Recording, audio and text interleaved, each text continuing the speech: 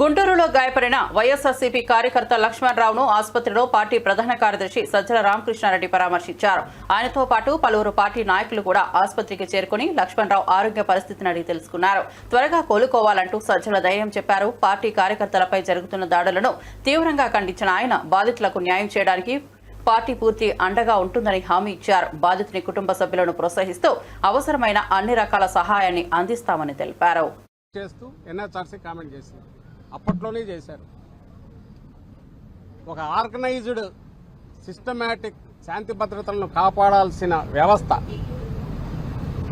Political bosses చెప్పినట్టు దానికి అనుగుణంగా మారితే ఆ తర్వాత అదే చట్టాన్ని చేతిలోకి తీసుకుంటే పరిస్థితి ఎంత ఘోరంగా ఉంటుందంటే ఒక క్రిమినల్ గ్యాంగ్కు యూనిఫామ్ వేసినట్టు ఉంటుంది అని అన్నారు. దాన్ని కోర్టు చేస్తూ మళ్ళీ ఎన్హెచ్ఆర్సీ ఈ మధ్య ఒక జడ్జిమెంట్లో చెప్పింది. దానికి 200% ఎక్కువ ఈరోజు ఇక్కడ పరిస్థితి కనపడుతుంది.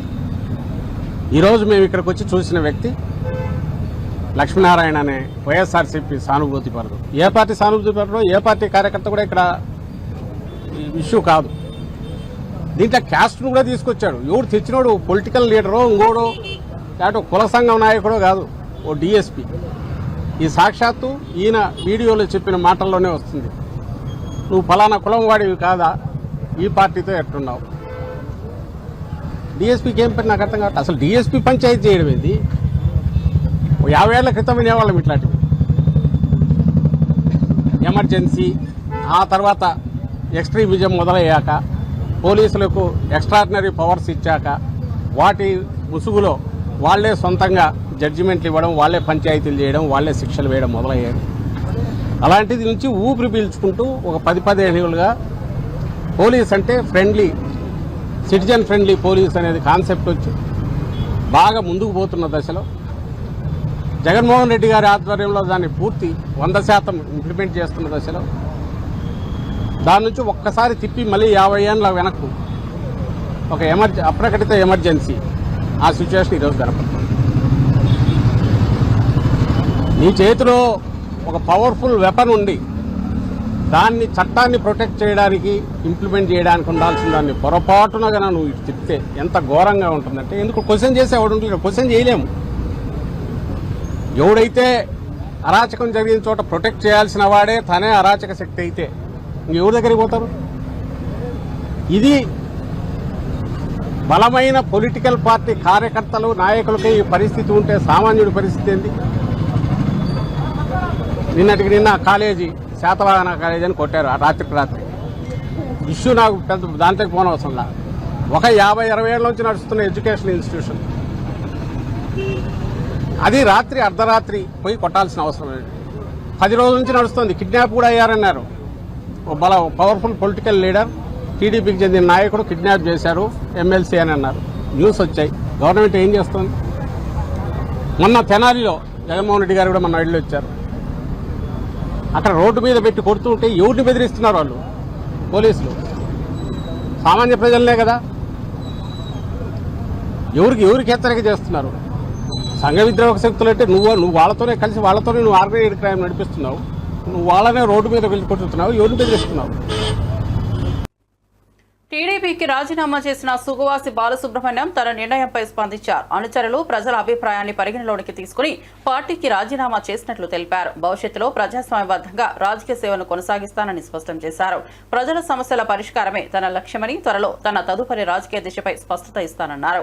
ఈ నిర్ణయం పూర్తిగా ఆత్మవిమర్శ తర్వాత తీసుకున్నదని చెప్పారు. సమావేశం ఏర్పాటు చేసి మీ అందరినీ పిలిచి మాట్లాడడం జరుగుతుంది. అప్పుడు అన్ని విషయాలు వివరిస్తాను. ముఖ్యంగా కార్యకర్తలు, ప్రజలు ఇచ్చిన సలహాల మేరకు, సూచనల మేరకు, వాళ్ళ అభిప్రాయాలను గౌరవిస్తూ వారి మనోభావాలకు అనుగుణంగా నడుచుకోవడంలో భాగంగా ఈ నిర్ణయం తీసుకోవడం జరిగింది. భవిష్యత్తులో ప్రజాస్వామ్య పద్ధతుల్లోనే రాజకీయంగా ప్రజలకు మేలు చేసేదానికి నా చివరి క్షణం వరకు ప్రజల కోసం తోడ్పాటు అందించేదానికి నేను రాజకీయాల్లో కొనసాగుతాను, ప్రజాసేవ చేస్తాను. అది ఏ విధంగా అనేది ప్రజలతో మాట్లాడే వాళ్ళ ఆలోచనలకు అనుగుణంగా నిర్ణయం తీసుకోవడం జరుగుతుంది. మీకు తెలియజేస్తాను. రాజీనామా లేఖను ఎవరికి పంపించినారు, ఎలా పంపించారు, ఎప్పుడు పంపించారు? ఈరోజు ఉదయం పార్టీ జాతీయ అధ్యక్షుడు పంపించారు. ఎందువల్ల తెలుగుదేశం పార్టీ రాజీనామా చేసేసాము? కూర్చొన్నప్పుడు మాట్లాడదాము. నేను దాదాపుగా ఒక 5-6 నెలల నుంచి అందరి అభిప్రాయాలు తీసుకోవడం జరిగింది. దాని ప్రకారం నేను నిర్ణయం తీసుకున్నాను. వైఎస్ఆర్ కాంగ్రెస్ పార్టీకి ఉన్న ఆలోచన ఉందా? ఇప్పటికైతే నాకు ఈ రోజు వరకు అయితే ఆలోచన లేదు. భవిష్యత్తులో ప్రజల సూచనలను బట్టి తీసుకునే నిర్ణయం మీకు తెలియజేసి తీసుకోవడం జరుగుతుంది. అన్న, మీరు ఇన్ఛార్జ్గా బాగా అక్కడ ప్రోగ్రాంలలో పాల్గొంటూ ఉన్నారు. మీకు పులివెందల ఎమ్మెల్సీ కానీ, రైచోటి మంత్రి కానీ, రాయంపేట చమర్తి కానీ ఇబ్బందులు పెట్టారా? అందుకే ఈ నిర్ణయం తీసుకున్నారా? అవన్నీ తర్వాత కూర్చున్నప్పుడు మీకు చెప్తాను. ఉన్నారన్నా, నేను దాదాపుగా 5-6 నెలల నుంచి పార్టీ కార్యక్రమాలకు దూరంగా ఉన్నాను. నేను ఈ రాజీనామా నిర్ణయం మా తండ్రి జీవించి ఉన్నప్పుడు కూడా వారితో కూడా చర్చించడం జరిగింది. ఈ రాజీనామాకు వారి అనుమతి కూడా ఉన్నట్లే భావించవచ్చు.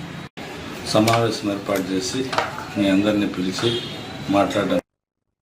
ఖమ్మం కల్లూరులో మహిళా ఎస్ఐ హరితపై దాడికి పాల్పడిన కాంగ్రెస్ నేత రాయల రాము అరెస్ట్ అయ్యారు. మద్యం మత్తులో పరోటా గొడవతో మొదలైన వివాదం పోలీసులపై దాడికి దారితీసింది. హోటల్ సిబ్బంది సమాచారం మేరకు ఘటనా స్థలానికి వచ్చిన ఎస్ఐ హరిత పరిస్థితిని అదుపులోకి తెచ్చేందుకు ప్రయత్నించగా రాము సాక్షాత్తు ఆమె భుజాన్ని తోసి దాడి చేశారు. ఈ దృశ్యాలు వైరల్ అవడంతో పోలీసులు రాముతో పాటు అతని అనుచరులను అదుపులోకి తీసుకున్నారు.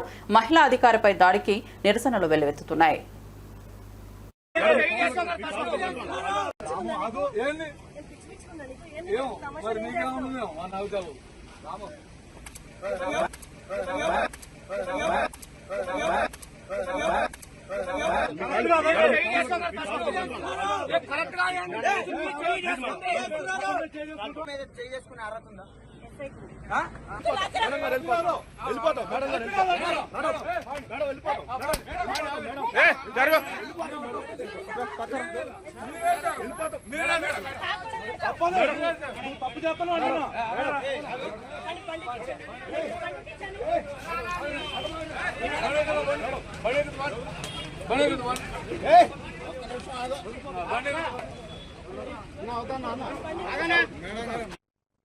లిక్కర్ కేసును కూడా తనపై మోపుతున్నారని వైఎస్ఆర్సీపీ ప్రధాన కార్యదర్శి చెవిరెడ్డి భాస్కర్ రెడ్డి తీవ్రంగా మండిపడ్డారు. డీజీపీ చేస్తున్న పాపాలు ఆయన కుటుంబాన్ని వెంటాడతాయని హెచ్చరించారు.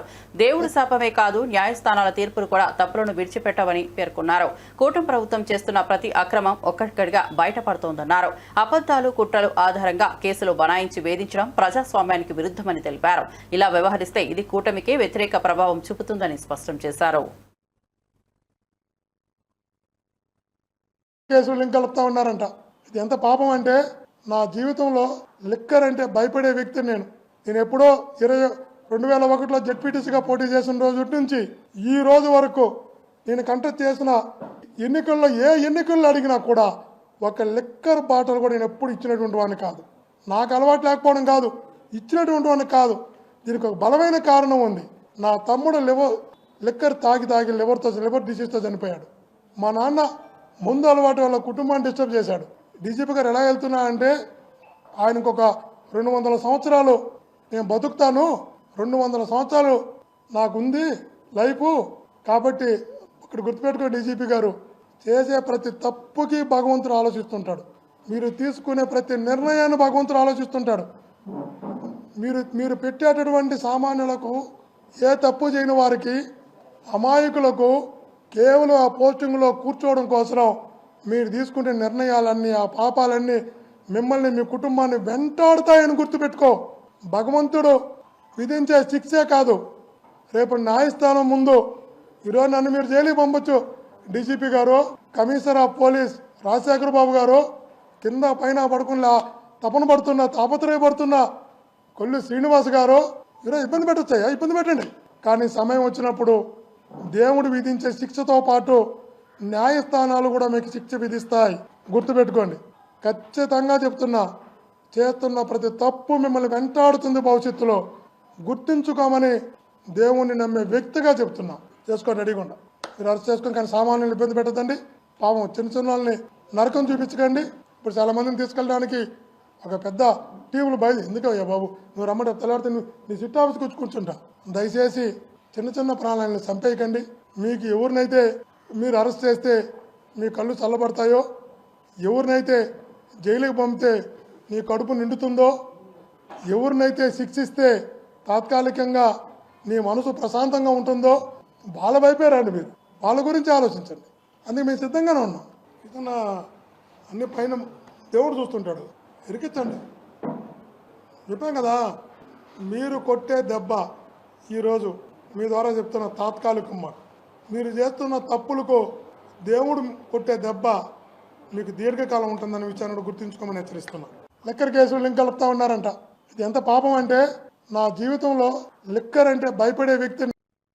కాళేశ్వరం ప్రాజెక్టు ద్వారా ఇప్పటి వరకు మొత్తం 20,33,572 ఎకరాలకు సాగునీరు అందినట్లు మాజీ మంత్రి ఎమ్మెల్యే హరీష్ రావు వెల్లడించారు. రాష్ట్ర నీటిపారుదల శాఖ అధికారులు ఇచ్చిన అధికారిక గణాంకాల ఆధారంగా ఈ వివరాలను ప్రజల ముందుకు తీసుకొచ్చారు. కాళేశ్వరం ప్రాజెక్టును విమర్శించేవారంతా ఈ వాస్తవాలను గుర్తుంచుకోవాలని హరీష్ రావు సూచించారు. ఈ భారీ ప్రాజెక్టు వల్ల రాష్ట్రంలోని పలు జిల్లాల్లో సాగు విస్తీర్ణం గణనీయంగా పెరిగిందని తెలిపారు. రైతుల జీవితాల్లో వెలుగు నింపిన ప్రాజెక్టుపై అపోహలు పుట్టించాలన్న కుట్రలకు ఇది సమాధానమని పేర్కొన్నారు. అప్పుడప్పుడు చూస్తుంటారు, రేవంత్ రెడ్డి ఒకసారి మాట్లాడతాడు కాళేశ్వరం మీద ఒక్క ఎకరా బారలేదంటాడు. ఉత్తమ్ కుమార్ రెడ్డి రోజు నిద్రలేసి 50,000 ఎకరాలే బారిందంటాడు. ఇంకొక కాంగ్రెస్ నాయకుడు అంటాడు 1,00,000 ఎకరాలే బారిందంటాడు. ఇవాళ నోటికి మొక్కాలి, ఒక్కొక్క లీడర్ ఒక్క తీరుగా మాట్లాడతాడు. ఇది నేను చెప్తున్నది కాదు, source submission of irrigation engineers report to the newly formed Congress government.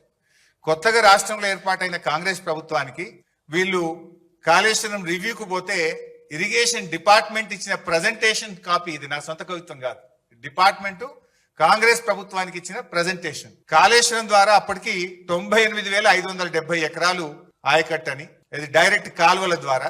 అదే విధంగా కాలువల ద్వారా నింపిన 456 చెరువులను నింపడం ద్వారా 40,000 ఎకరాల ఆయకట్టు. SRSP stage 1 stage 2 Nizam Sagar కు 1,67,000 ఎకరాల కొత్త ఆయకట్టు. మొత్తం 3,04,766 ఎకరాల కొత్త ఆయకట్టుకి ఇచ్చాం. అదేవిధంగా స్థిరీకరణ 17,08,230 ఎకరాలు స్థిరీకరణ జరిగింది. అదేవిధంగా కూడవెల్లి హల్దీ వాగుల ద్వారా ఇందాక కేటీఆర్ గారు చెప్పినట్టు ఆ 2 వాగుల మీద 66 చెక్ డ్యాములు నింపితే 20,576 ఎకరాలకు సాగునీరు అందింది. మొత్తంగా కాళేశ్వరం ప్రాజెక్టు ద్వారా 20,33,572 ఎకరాలకు సాగునీరు అందింది. ఇది వాస్తవం. కానీ ఏం మాట్లాడతారు, 1 ఎకరా బారలేదని ఒకడంటాడు, 50,000 ఎకరాలు బారిందని ఒకడంటాడు, 1,00,000 ఎకరాలు బారిందని ఒకడంటాడు. వాస్తవానికి 20,33,572 ఎకరాలకు అప్పటికే సాగునీరు అందించాం. ఒక సంవత్సరం బాగా సివియర్ డ్రాట్ వస్తే ఎస్ఆర్ఎస్పికి కూడా రివర్స్ పంపింగ్ చేసినాం. మిడ్ మానేర్ నుంచి ఎల్ఎండికి నీళ్లు తెచ్చి ఎల్ఎండి ద్వారా ఎస్ఆర్ఎస్పి స్టేజ్ 1 కు స్టేజ్ 2లో తుంగతుర్తి, సూర్యాపేట, కోదాడ దాకా కూడా కాళేశ్వరం నీళ్లు పంపించి పంటలు కాపాడింది కేసీఆర్ గారి ప్రభుత్వం. సో ఇది అంతా కూడా ఇది వాస్తవమైన రిపోర్ట్, ఇది ఇరిగేషన్ డిపార్ట్మెంట్ ఇస్తున్న రిపోర్ట్. కానీ కాంగ్రెస్ నాయకులు ఎకరం బారలే 50,000 బారింది అనేటువంటి ఒక దుష్ప్రచారం చేస్తున్నారు. ఇది వన్ పాయింట్. నెక్స్ట్, మీరు అప్పుడప్పుడు చూస్తుంటారు, రేవంత్ రెడ్డి ఒకసారి మాట్లాడతాడు కాళేశ్వరం మీద ఒక్క ఎకరా బారలేదంటాడు. ఉత్తమ్ కుమార్ రెడ్డి రోజు నిద్రలేసి 50,000 ఎకరాలే బారిందంటాడు. ఇంకొక కాంగ్రెస్ నాయకుడు అంటాడు 1,00,000 ఎకరాలే బారిందంటాడు. ఇవాళ నోటికి మొక్కాలి, ఒక్కొక్క లీడర్ ఒక్క తీరుగా మాట్లాడతాడు. ఇది నేను చెప్తున్నది కాదు, source submission of irrigation engineers report to the newly formed Congress government.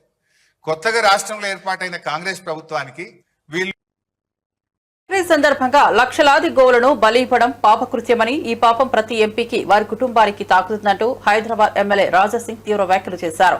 గోమాతను జాతీయ పశువుగా ప్రకటించాలని డిమాండ్ చేస్తూ గోహత్య నిర్మూలన కోసం పార్లమెంట్లో ప్రత్యేక బిల్లు ప్రవేశపెట్టాలని విజ్ఞప్తి చేశారు. హిందువుల ఆరోగ్య గోమాతను సంరక్షించాల్సిన బాధ్యత ప్రతి భారతీయుడిపై ఉందని పేర్కొన్నారు. రాజకీయ నేతలు ఓట్ల కోసం మౌనం వహించరాదని, ధర్మరక్షణకు ముందుకు రావాలని పిలుపునిచ్చారు. దేశంలోని పౌరులు గోరక్షణ కోసం ఏకతాటిపై ఉండాలన్నారు. ఈ రోజు బక్రీద్ ఉన్నది. బక్రీద్ సందర్భంలో మీరేం కోస్తారో అది మాకు అనవసరం, కానీ కావాలని మా గౌమాత పిల్లల్ని మంచి వ్యవసాయంకి పనికొచ్చే ఎట్లాంటి మంచి ఎద్దులని ఇవాళ మీరు కోస్తారు. అది చాలా పెద్ద నేరం, అది పెద్ద పాపం కూడా. ఆవులని సంపే పాపం, ఎవరు ఆవులని సంపుతారు కదా వాళ్ళకి ఎంత పాపం తలుగుతుంది అంతే పాపం. ఇవాళ యావత్ భారతదేశంలో ఉన్న ప్రతి ఒక్క ఎంపీ పైన కూడా ఆ పాపం తలుగుతుంది, వాళ్ళ కుటుంబ సభ్యులు కూడా తలుగుతుంది. తరాలు ఆ పాపం మీకే ఫాలో చేస్తుంది. ఎవరికైనా మీరు ఫాలో చేస్తారు కదా, ఆ పండితులకి మీరు ఒక్కసారి కనుక్కోండి. ఎందుకంటే గోవధ నిషేధం కావాలి అని పార్లమెంట్లో ఎందుకు బిల్ పెడతలేదు? ఒకవేళ గతంలో కొంతమంది ప్రైవేట్ బిల్ వేసిన సమయంలో ఎందుకు మీరు సపోర్ట్ చేయలేదు? ఒక్కసారి మీరు ఆలోచన చేయండి. ఇవాళ లాక్స్ ఆఫ్ గోమాత పిల్లల్ని, మంచి ఎద్దులని ఈ బక్రీద్ సందర్భంలో సంపేస్తారు, సంపి తినేస్తారు. ఆ పాపం వాళ్ళకు 100% తలుగుతుంది. కానీ ఇవాళ నోరు మూసుకొని చాలా మంది లీడర్లు ఉన్నారు కదా, చాలా మంది ఎంపీలు ఉన్నారు కదా, ఆ పాపం వాళ్ళు కూడా తలుగుతుంది. ప్రతి ఒక్క రాష్ట్ర ముఖ్యమంత్రులు కూడా ఆ పాపం తలుగుతుంది. ఇది నేను కాదు, శాస్త్రం చెప్పిన మాటలే నేను చెప్తున్నా. అందుకోసం ఇట్లాంటి పాపానికి భాగస్వామ్యం కాకూడదు. అందుకోసం వచ్చే పార్లమెంటులో గో హత్య నిషేధం పైన, గోమాతని రాష్ట్ర మాత చేయాలి, జాతి పశువుగా ప్రకటించాలి, దాని గురించి ఒక బిల్ మీరు పెట్టాలి.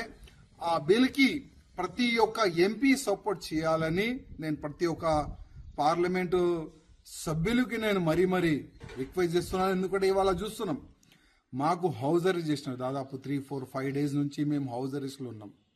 కానీ ఇవాళ పోలీస్ సెక్యూరిటీలో మంచి ఎద్దులని చంపేస్తున్నారు, రోడ్ పైన అమ్ముతున్నారు. ఇవాళ రేపు ఒక్క హిందూ కూడా రోడ్ పైన తిరగలేరు. ప్రతి ఒక్క చెత్త కుండీలో ఎద్దులు తలకాయ కనబడుతుంది, గోమాత పిల్లలు తలకాయ కనబడుతుంది. ఇంత పాపం మన భారతదేశంలో జరుగుతుంది, మన స్టేట్లో జరుగుతుంది. అందుకోసం ఈ పాపంకి ప్రతి ఒక్క వ్యక్తి సభ్యుడు అవుతారు, ప్రతి ఒక్క వ్యక్తికి ఈ పాపం తెలుగుతుంది. ఏ వ్యక్తి చేప మందు ప్రసాదం పంపిణీకి అన్ని ఏర్పాట్లు పూర్తయ్యాయని ఫిషరీస్ కార్పొరేషన్ చైర్మన్ మెట్టు సాయి కుమార్ తెలిపారు. హైదరాబాద్ లో ప్రతి వేలాదిగా వచ్చే రోగుల కోసం సరిపడా చేపలు, మిశ్రమ పదార్థాలు సిద్ధంగా ఉన్నాయని చెప్పారు. చేప మందు తీసుకునే వారికి అవసరమైన సహాయాన్ని అందించేందుకు అధికారులు, వాలంటీర్లు ప్రత్యేక ఏర్పాట్లు చేశారు. భద్రత, మెడికల్, ట్రాఫిక్ నిర్వహణకు సంబంధించి పగడ్బందీగా చర్యలు తీసుకున్నామని పేర్కొన్నారు. సంప్రదాయంగా సాగుతున్న ఈ కార్యక్రమాన్ని ఆధ్యాత్మిక విశ్వాసంతో నిర్వహిస్తున్నామని చెప్పారు. 1,50,000 కొరమీను చేప పిల్లల్ని అందుబాటులో ఉంచాం. జూన్ 8వ తేదీన ఉదయం 9 గంటలకు నాంపల్లి వద్ద ఉన్న ఎగ్జిబిషన్ గ్రౌండ్లో గౌరవ స్పీకర్ గడ్డం ప్రసాద్ కుమార్ గారి యొక్క చేతుల మీదుగా ఈ కార్యక్రమం ప్రారంభమవుతుంది.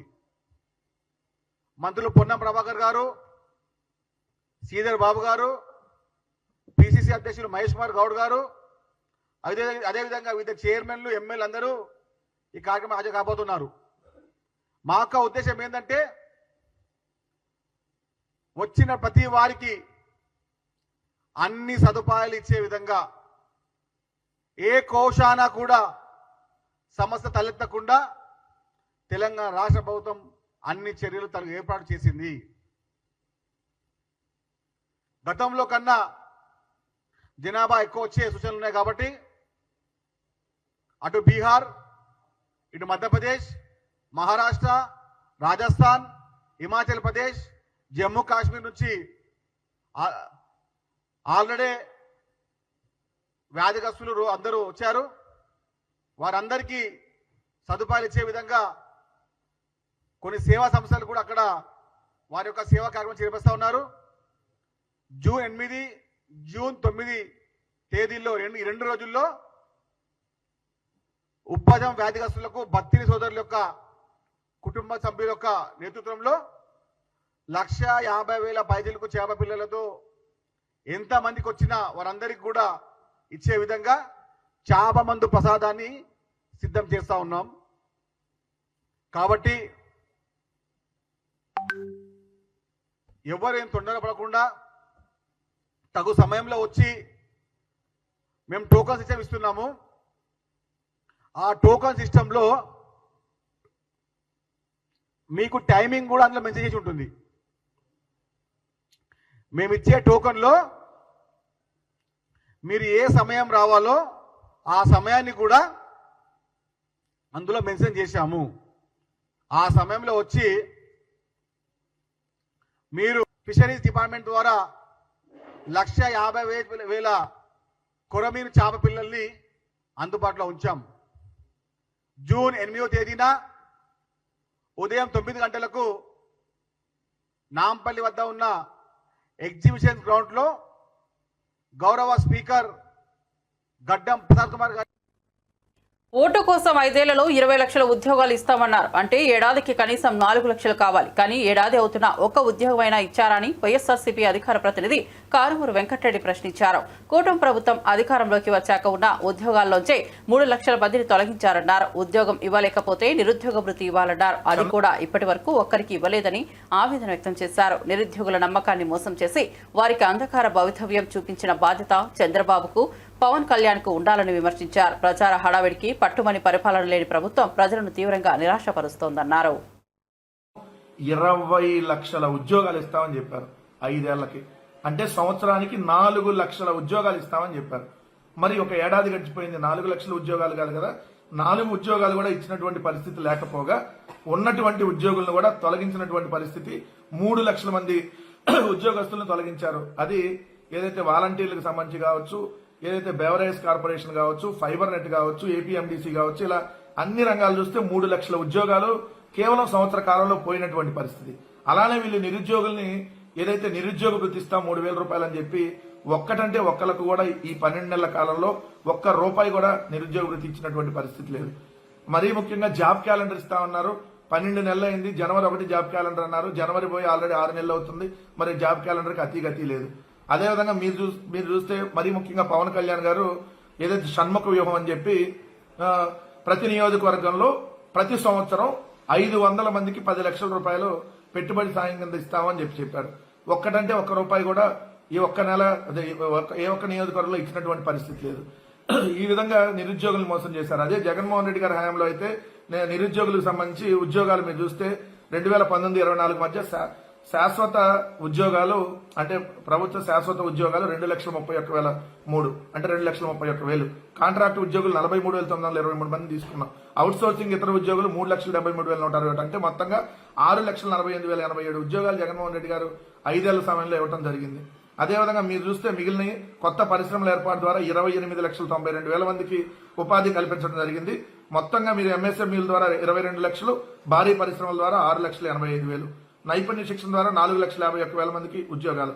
అట్లానే వైఎస్ఆర్ చేయూత్ ద్వారా 18.3 లక్షల మందికి ఉపాధి కల్పించారు. అంటే మొత్తం జగన్మోహన్ రెడ్డి గారి హయాంలో 2019-24 మధ్య కోవిడ్ 2 సంవత్సరాలు ఉన్నా కూడా 58,22,000 మందికి ఉపాధి ఉద్యోగ అవకాశాలు జగన్మోహన్ రెడ్డి గారి 5 సంవత్సరాలు కల్పించిందండి. అంటే దాదాపుగా సంవత్సరానికి జగన్మోహన్ రెడ్డి గారి హయాంలో 12 లక్షల ఉద్యోగాల కల్పన జరిగినట్టుగా చెప్పాలి. ఎందుకంటే దాదాపు 58 లక్షలు అంటే 5 ఏళ్లు, 12 60 అంటే దాదాపుగా సంవత్సరానికి 12 లక్షల ఉద్యోగ ఉపాధి అవకాశాలు కల్పించడం జరిగింది.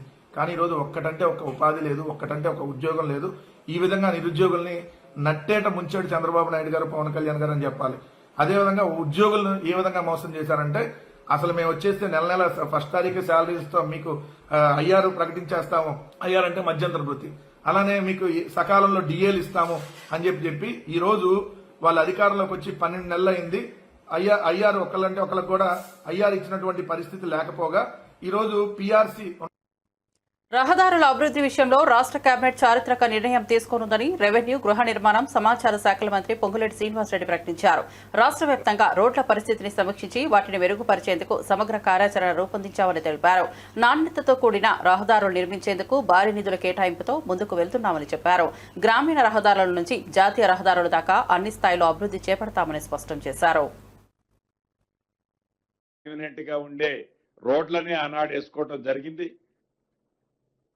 అలా కాకుండా ప్రతి గ్రామానికి ఒక బీటీ రోడ్డు ఉండాలని, ప్రతి గ్రామం నుంచి మండల హెడ్ క్వార్టర్కి బీటీ రోడ్డు ఏర్పాటు చేస్తూ ప్రతి మండలం నుంచి జిల్లా హెడ్ క్వార్టర్కి డబల్ రోడ్డు, ప్రతి మండలం జిల్లా నుంచి స్టేట్ హెడ్ క్వార్టర్కి 4 లైన్ రోడ్లు ఎక్కడైనా మిస్ అయి ఉన్నా, లింకులు మిస్ అయి ఉన్నా వాటన్నిటినీ ఏర్పాటు చేయాలని సుమారు R&Bలో 5,190 కిలోమీటర్లు, పంచాయతీరాజులో 7,947 కిలోమీటర్లు మొదటి విడత వీటిని యుద్ధ ప్రాతిపదిక మీద హ్యామ్ మోడ్లో చేపట్టాలని కూడా కేబినెట్ నిర్ణయించటం జరిగింది.